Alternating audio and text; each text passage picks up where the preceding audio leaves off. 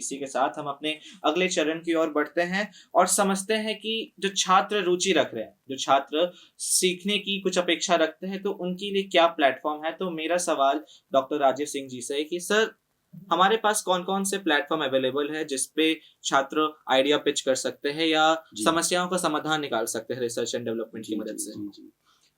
देखिए, प्लेटफ़ॉर्म बहुत सारी स्कीम्स हैं गवर्नमेंट ऑफ इंडिया की भी, और इवन अगर आप ऑनलाइन में प्लेटफ़ॉर्म्स चेक करें, तो ऑनलाइन में भी बहुत सारे ऐसे प्लेटफ़ॉर्म हैं। वो इंडिविजुअल के ऊपर डिपेंड करता है कि आप कहाँ पर रिसर्च करना चाह रहे हैं।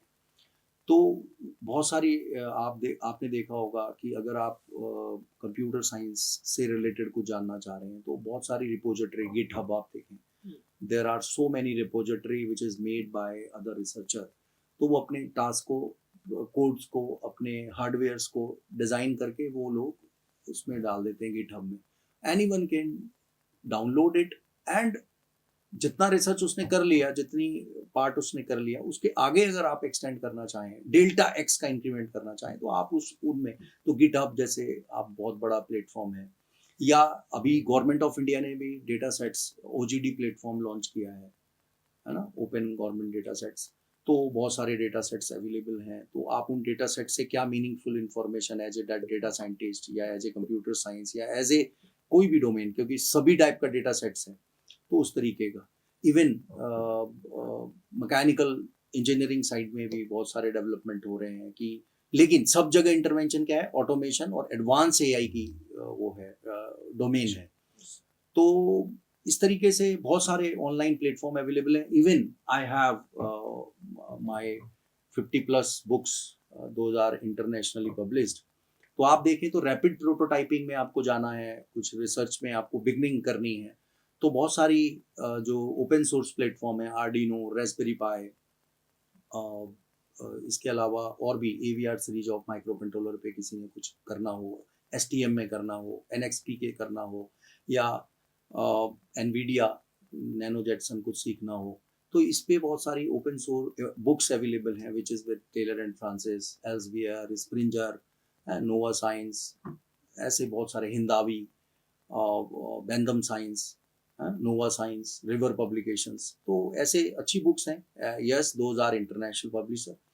तो आप इस तरीके के अगर बुक्स पढ़ने का इंटरेस्ट है तो वैसे कर सकते हैं, अदरवाइज उनकी कोडिंग और ऑनलाइन में भी अवेलेबल है, तो आप उस तरीके से उनको पढ़ सकते हैं और अपना करियर स्टार्ट कर सकते थैंक यू सर। हैं। जी, तो जैसा हमने समझा कि इस ओपन वर्ल्ड के ज़माने में सभी समीकरण हमारे लिए खुले हैं। अगर आप सीखने की चेष्टा रखते हैं, तो इंटरनेट, किताब, हर माध्यम से आप रिसर्च एंड डेवलपमेंट सीख सकते हैं। अपने अगले चरण की ओर बढ़ते हैं और समझते हैं कि कैसे एक छात्र अपने अंदर रिसर्च एंड डेवलपमेंट के लिए रुचि बना सकता है और एक छात्र के लिए आप क्या सुझाव देना चाहेंगे? तो मेरा ये सवाल डॉक्टर सचिन श्रीवास्तव जी से है कि सर, आप एक छात्र को क्या सुझाव देते हैं आज के बदलते वक़्त में कि कैसे वो क्या कदम ले, वो क्या गलतियों से बचे, वो कैसे कुछ अच्छा कर सकता है समाज के लिए? देखिए, एक स्टूडेंट के लिए सिर्फ और सिर्फ एक चीज बहुत जरूरी है, वो है क्यूरियोसिटी, जिज्ञासा। जब तुम्हारे अंदर जिज्ञासा रहेगी, तुम क्वेश्चंस को रेज करोगे और फिर उसका सॉल्यूशन ढूंढने की कोशिश करो। अपने आप को रोको मत। उसके सॉल्यूशन के लिए तुम्हें जिसके पास भी जाना पड़े, जहां भी जाना पड़े, जो कुछ भी करना पड़े करो, लेकिन उसका सॉल्यूशन फाइंड आउट करो। बैठ मत जाओ। जब तुम्हें प्रॉब्लम्स दिख रही हैं तो उसका सॉल्यूशन भी तो खोजो। तो ये आजकल क्या हो रहा है, बच्चे क्वेश्चंस तो उनके पास आइडियाज बहुत आते हैं, आइडियाज को अपने पास किसी से शेयर किया और उसने कहा हाँ यार तुम्हारा आइडिया बहुत अच्छा है, और उसने कहा यार इसने अप्रिशिएट कर दिया, इसने तो मेरे को कह दिया अच्छा है, बस उसको वहीं रख देते। उसको इम्प्लीमेंट तो करो। उसको पहले उस चीज को सच में प्रूव करो कि जो तुम्हारा आइडिया था वाकई में वो अच्छा था या नहीं। कहीं ऐसा तो नहीं ये आइडिया सिर्फ इसे अच्छा लगा है क्योंकि वो तुम्हारा फ्रेंड है, क्या वो सोसाइटी के लिए वाकई में अच्छा है? उसको आगे तो बढ़ो उसको लेकर।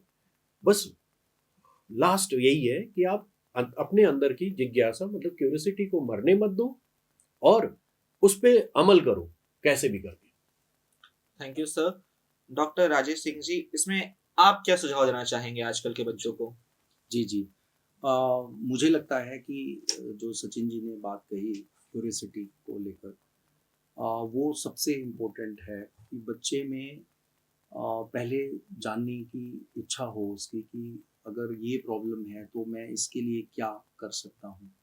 ऐसा तो नहीं है कि मैंने इंटरनेट में कुछ ढूंढा और एज अ स्कूल स्टूडेंट मैंने एक छोटा सा सॉल्यूशन सोच लिया और मैं उसको ये सोच कर बैठ गया कि मेरा ये सॉल्यूशन इज़ द बेस्ट और मैंने ही ये फर्स्ट टाइम ढूंढा है। ऐसा भी बहुत सारा डुप्लीकेसी कि बच्चे पुराने आइडिया पुराने सॉल्यूशंस देखकर उसी टाइप का अपना दिमाग ना लगाकर उसी टाइप का सॉल्यूशंस क्रिएट करके बस पिच करते हैं या कहीं पर प्रेजेंट करते हैं पैनल मेंबर के अंदर। और हो सकता है कि पैनल मेंबर भी उस प्रॉब्लम स्टेटमेंट को मे बी अप्रिशिएट करे या उस तरीके को मे बी अप्रिशिएट करे। बट वही जर्नी नहीं है कि आप उस एक ही पैनल को फेस करके और आपने सोच लिया कि वो आइडिया है। हमें उस आइडिया को डिफरेंट डिफरेंट प्लेटफॉर्म्स पे जाकर प्रेजेंट करना चाहिए। तो 10-5 जगह आप प्रेजेंट करेंगे तो आपको ऑटोमेटिकली उसमें इनपुट मिलना स्टार्ट हो जाएंगे कि उस पैनल ने ये इनपुट दिया इसने। फिर मैं उन पैनल के इनपुट्स को फीडबैक्स को लेकर उस प्रोटोटाइप को या उस आइडिया को और भी रिफ्रेम करूं। तो मीन्स क्या है, जो 4 स्टेप प्रोसेस है, डिज़ाइन थिंकिंग प्रोसेस है कि भाई आपने सबसे पहले प्रॉब्लम स्टेटमेंट बनाया, फिर आपने उसका प्रोटोटाइप क्रिएट किया, प्रोटोटाइप क्रिएट करने के बाद आपने उसको इवेलुएट किया, इवेलुएट करने के बाद आपने उसको फीडबैक लिया। तो जब हम ये आइटरेशंस करेंगे, इस लूप को करेंगे और फीडबैक आने पे फिर से इनपुट को इम्प्रूव करेंगे, फिर से अपनी प्रॉब्लम स्टेटमेंट को थोड़ा सा रिफ्रेम करेंगे। तो इस तरीके से देखिए, इनोवेशन या रिसर्च का मतलब ये नहीं है कि हम कोई नया ही इन्वेंशन करेंगे, कोई ऐसा इन्वेंशन भी जैसे एलन मस्क साहब हैं, उन्होंने कितना बड़े बड़े इनोवेशंस और इन्वेंशंस वो मार्केट में इंट्रोड्यूस कर रहे हैं। आपने अभी स्टारलिंक सुना होगा कि वो एयरटेल के साथ मिलकर भारत में सैटेलाइट नेटवर्क की कर रहा है। मतलब वो एक इनोवेशन है, बट हो सकता है कि उस इनोवेशन को रियलाइज करने के लिए थाउजेंड्स करोड़ और बहुत बड़ा अमाउंट की ज़रूरत हो। तो हम उस भेंट में ना बैठे रहें कि जो वो 1000 करोड़ मैं कहीं से मुझे मिलेंगे तो मैं करूँगा। इनोवेशन का मतलब डेल्टा एक्स है कि एग्जिस्टिंग प्रॉब्लम को आप उनमें उसको 10 डेल्टा x% कैसे इंप्रूव कर रहे हैं। छोटा सा इंक्रीमेंट 0.1% भी इंक्रीमेंट कर सकते हैं, इंप्रूव कर सकते हैं प्रोसेस को in terms of cost, in terms of their life, self life, है ना। फूड प्रोडक्ट में कितना बड़ा वो चल रहा है कि ये 5 दिन में खराब हो जाता है, क्या मैं इसको 6 दिन कर सकता हूँ? वो भी रेवोल्यूशंस लेके आ सकता है मार्केट में। तो ये इस तरीके के हर डोमेन का अपना अपना तरीका है काम करने का, तो हमें उसको समझना चाहिए और उस तरीके से स्टूडेंट को इतना क्यूरियोसिटी के साथ बाहर आना चाहिए कि वो जिज्ञासा रखे तो वो कहीं ना कहीं लैंड अप कर जाएगा। Thank you sir.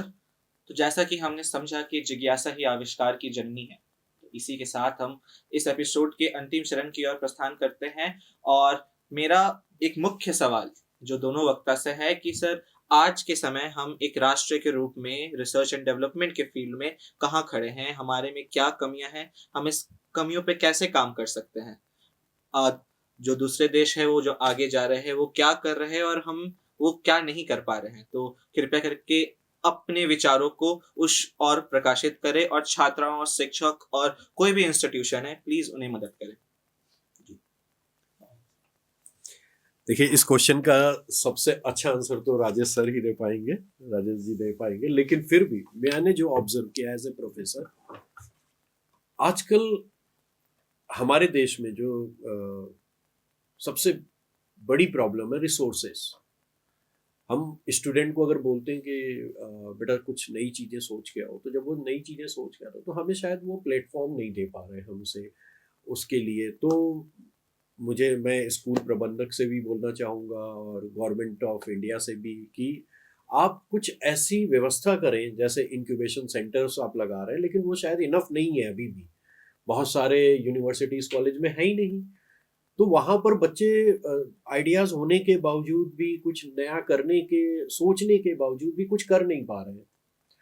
दूसरे देशों में अगर आप कंपेयर करें, अगर हम पॉपुलेशन के हिसाब से देख रहे हो, चाइना है सामने, शायद उनकी व्यवस्था बहुत अच्छी होगी अगर हम कंपेयर कर रहे हैं, क्योंकि उनके पास तो आप देखिए हर दिन कुछ नए नए आइडियाज़, कुछ नई चीज़ मार्केट में आ रही है।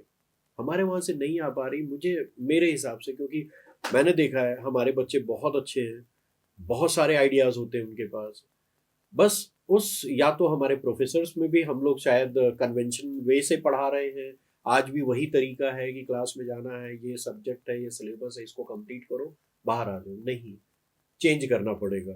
कन्वेंशनल वे से हट के आज का जो मॉडर्न तरीका है, जहाँ पर आप बच्चों के साथ लगिए और उन्हें कॉन्टिन्यूसली उनको मोटिवेट करिए कि जो तुम पढ़ रहे हो, इवन दो जो तुम पढ़ रहे हो वो पुराना होगा। कुछ चीज़ें तो ऐसी हैं जो आज भी हम लोग वर्कशॉप में जाएं तो 1960 में जो काम कर रहे थे वो ही आज भी कर रहे हैं। उसको कैसे कुछ सिंप्लीफाई करो, कुछ उसको इनोवेट करो, कुछ नए तरीका लाओ। तो मेरे हिसाब से जो मेरा ऑब्जर्वेशन है एज अ प्रोफेसर वो यही है कि स्टूडेंट के पास है, लेकिन शायद रिसोर्सेस की कमी है आज भी। ओके सर जी। तो डॉक्टर राजीव जी मैं थोड़ा सा इस बात पे कहना चाहूँगा। श्रीवास्तव जी का ओपिनियन पर्सनल ओपिनियन है। मुझे लगता है कि नहीं, government of India is doing good और काफ़ी सही स्पैन में हम खड़े हुए हैं। जैसे सबसे बड़ा रेवोल्यूशन तो एजुकेशन में है कि हम एनईपी लेकर आए हैं, और ऐसा नहीं है, पिछले आई थिंक 2014 के बाद जो मैं देख रहा हूँ कि हमारे गवर्नमेंट ने बहुत सारी इंक्यूबेशन स्कीम्स चलाई। हाँ ठीक है, कोई यूनिवर्सिटी अगर उसको अप्रोच नहीं कर पा रही है वो उनका प्रॉब्लम है। लेकिन जैसे नीति आयोग के इनिशिएटिव हैं, आपने देखा होगा, ACIC है तो कम्युनिटी इनोवेशन सेंटर्स, AIC है, TBIs हैं, टेक्नोलॉजी बिजनेस इंक्यूबेटर, है ना, ये DST देता है। ऐसे ही बिजनेस इंक्यूबेटर आपका DBT के भी अपने हैं, बायरेक वगैरह आपने सुना हो तो नहीं, गवर्नमेंट ऑफ इंडिया ने, अगर आप ओवरऑल देखें कि कितने ACIC हैं, कितने AIC हैं, तो बहुत अच्छे नंबर्स में। इवन स्कूल लेवल पे अटल टिंकरिंग लैब्स हैं, which is again the initiative made by NITI Aayog. और तो ऐसा नहीं है, निधि प्रयास के इतने सारे सेंटर्स हैं। इवन मैथी का भी है, जेनेसिस, आपने मैथी के भी अपनी एक जेनेसिस प्रोग्राम है, जो बहुत सारी यूनिवर्सिटी, ठीक है। अगर आप देहरादून में ही देखें स्कूल लेवल पर तो कितनी अटल टिंकरिंग लैब होगी, 20 स्कूल के पास। बट गवर्नमेंट ने मना नहीं किया है कि रेस्ट बचे हुए 500 स्कूल उसको अप्लाई ना करें। जब आप फोटे पर आएंगे तो आपको भी गवर्नमेंट असिस्ट करेगी। गवर्नमेंट अपने मिशन पर ठीक है, बस मुझे एक छोटा सा जो अभी लगता है, एक तो हम लोग चिप फैब्रिकेशन में भी गवर्नमेंट कर रही है। थोड़ा सा अगर हम चिप फैब्रिकेशन में होते तो शायद रिसोर्सेस में हम बहुत स्ट्रांग होते। अभी हम चिप फैब्रिकेशन की डायरेक्शन में, हो सकता है अगले 10 साल में हम अपनी सेल्फ मेड चिप डिज़ाइन करें और उसके थ्रू हम ऑटोमेशन में और अपने एजेस पे कंप्यूटिंग वाला जो माहौल है उसको हम कर सकें। बट सबसे बड़ा जो चैलेंज है वो है डेटा सेट्स का। अभी भी हम कैगल के ऊपर डिपेंड हैं, या गवर्नमेंट ऑफ इंडिया ने OGD तो बनाया है, बट OGD वो गवर्नमेंट के जो प्रोजेक्ट्स हुए हैं उन्हीं के डेटा को उन्होंने डेटा सेट्स की फॉर्म में लाइव किया है। लेकिन इंडिविजुअल डेटा का क्या कैसे करेंगे? मुझे उत्तरांचल यूनिवर्सिटी के पास में जो है वो डिफॉरेस्टेशन हो रहा है, अगर कहीं पर उसका डेटा सेट कैसे कैगल पे मिलेगा, या उस डेटा सेट को बनाने का हमारे पास प्रोविजन होना चाहिए। तो वी पीपल आर समवेयर, हमें जो कहते हैं ना, deployment of devices, smart devices, which is capable to take information without human intervention। भाई इतने सारे फॉरेस्ट हैं, अगर हम डिप्लॉय कर सकें कुछ हार्डवेयर, रिवर हैं, रिवर रेजिन्यूएशन पे हम कुछ काम कर सकें, लैंड इंक्रोचमेंट इतनी बड़ी प्रॉब्लम, ये सोशल प्रॉब्लम है, इसको हमारे मिनिस्टर्स तो देख पा रहे हैं, but as a teacher, as a industrialist, हम उस चीज़ को नहीं देख पा रहे हैं उस तरीके से।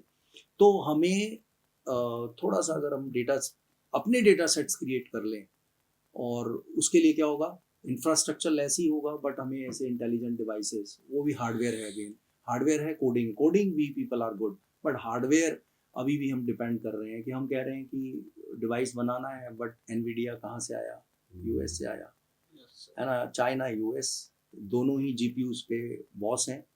तो जैसा मैंने बताया कि जो हमें कंप्यूटिंग करने के लिए हार्डवेयर है, हम हार्डवेयर में कहीं ना कहीं लीडर बने, और स्लोली गवर्नमेंट ने इनिशिएटिव लिया है, और हम बहुत ही जल्दी उसमें भी हम आ जाएंगे।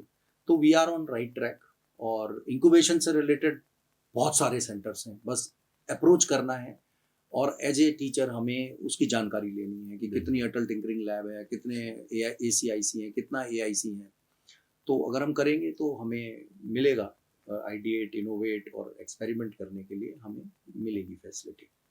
आई थिंक सफिशिएंट फ्रॉम एक और चीज है, सर ने भी बोला कि ओवरऑल प्रोफेसर्स की बहुत बड़ी जिम्मेदारी है अपने स्टूडेंट्स को कैसे वो वहां तक अप्रोच करते हैं। जैसे सर ने कहा कि बहुत सारे इंक्यूबेशन सेंटर है, गवर्नमेंट ने बहुत सारी स्कीम, लेकिन बहुत सारे कॉलेजेस के प्रोफेसर आज भी वही है, मैंने बोला ना, कन्वेंशनल वे में जा रहे हैं। तो वो ये उनकी रिस्पॉन्सिबिलिटी है, कैसे देश को और ऊपर ले जाना है, कैसे उन बच्चों को और नई से नई टेक्नोलॉजी तक के पास ले जाना, बाकी तो वो कर लेंगे। Thank you sir. तो आज इस एपिसोड में हमने समझा कि कैसे बदलाव आवश्यक है हर क्षण, हमें उसे स्वीकारना है। रिसर्च एंड डेवलपमेंट सिर्फ व्यवसाय में नहीं, एक समाज कल्याण के लिए भी महत्वपूर्ण श्रेणी है। आशा है कि सभी छात्रों ने आज इस वीडियो लेक्चर से कुछ सीखा होगा और आप रिसर्च एंड डेवलपमेंट के क्षेत्र में रुचि बनाएंगे। Thank you to doctor Rajesh Singh sir, doctor Sachin Srivastava sir, जिन्होंने अपना बहुत मूल्यवान समय हमें दिया और इस वीडियो के माध्यम से हम हर उस छात्र, शिक्षक और उस इंस्टीट्यूशन तक पहुंचने की कोशिश करेंगे जो रिसर्च एंड डेवलपमेंट, समाज कल्याण और देश को आगे बढ़ाएंगे। धन्यवाद।